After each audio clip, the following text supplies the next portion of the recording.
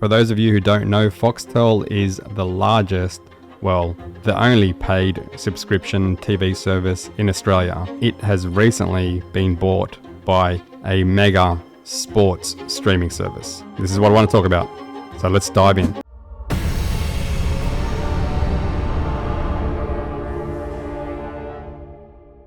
DAZN has recently done deals with pretty much all major promotional boxing companies, all except for I think PBC. And now they've bought Foxtel, the largest paid TV subscription service in Australia. And for those of you who don't know, Foxtel also own Binge and Kayo. Kayo being another sports streaming service. That sports streaming service that charges through the roof for pay-per-view fights. So hopefully this will change. So this article on ABC News website has all the information on this. I'm sure other articles probably have information as well, but this is one that I seen first initially. So sports streaming service DAZN will become Foxtel's new owner in a deal worth $3.4 billion. And then it goes into a bit of history about Foxtel. So it goes on to say, in its heyday, Foxtel was one of Australia's most profitable media companies, reaching nearly 1 in every 3 households across the country. It began in 1995 as a partnership between Telstra and News Corp. So Telstra being the phone connectivity service that we have here in Australia, and News Corp media service. With the acquisitions of Galaxy and Austar, it became Australia's monopoly pay television provider. Yeah, I remember back in the day when there was Galaxy and Austar, and then all of a sudden they just became Foxtel. Used to have Austar, it was great. And then the article goes on to mention how it needed to reinvent itself after all the streaming service in recent times, and that's when it came out with Binge and also Kayo, which have been pretty profitable, I think, especially in terms of Kayo, with having a monopoly on a lot of the sports here in Australia, like the cricket and NRL and AFL. So Kayo's done pretty well for themselves. And then it goes on to say some Foxtel customers pay above $100 a month to watch sports and movies on demand. Why keep doing this if you could individually subscribe to another streaming service at a far lower price? And that's where I think they started losing a lot of customers, because people are just turning to streaming services instead. And that's obviously why they launched their Kayo sports streaming service, as well as Binge, which also has live channels from their Foxtel pay television service. So it goes on to say Foxtel has grown its total paying subscription base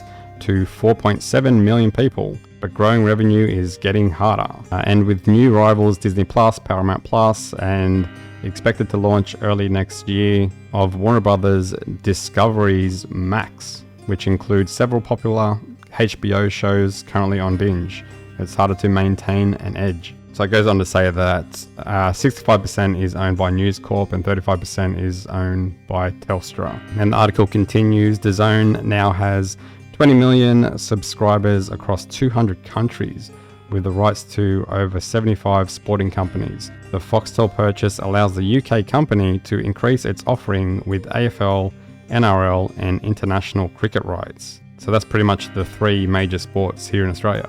It continues, Australians watch more sport than any other country in the world, which makes the deal an incredibly exciting opportunity for DAZN to enter a key market, making another step in our long-term strategy to become the global home of sport, DAZN Chief Executive Shay Segev said in a statement. So then it goes on to mention, while Kayo and Binge now represent more than 40% of Foxtel's total advertising, these streaming platforms have smaller profit margins than Foxtel's cable subscription, who pay on average $90 a month and have been responsible for most of the company's profit.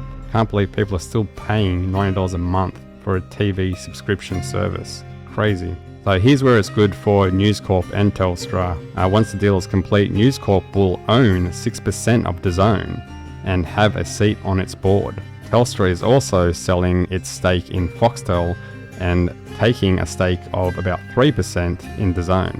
So they're not only selling Foxtel, they're also gaining a stake in DAZN. So that's going to be fairly profitable for them as well. So it seems like a pretty good deal. So there's a few interesting things happening now, especially in 2025, with DAZN going to own Foxtel once it's officially done. So what does that mean? It means that probably all pay-per-view boxing services will be on DAZN, and for almost half the price of what we're currently paying when it's on KO. And a lot of those fights that we're paying for on KO aren't even world title fights, they're just well-known Australian boxers. So hopefully this should be a good move for Australian boxing and how we watch Australian boxing. But wait and see what happens. Anyway, what are your thoughts on this? Do you think this is a good move for viewership in Australian boxing? Do you think the price will come down? I think it will. I hope it will. Anyway, leave your comments below. Until next time, peace out. Myths in boxing, highlight reels mean. Front row seats to the blow by blow scene.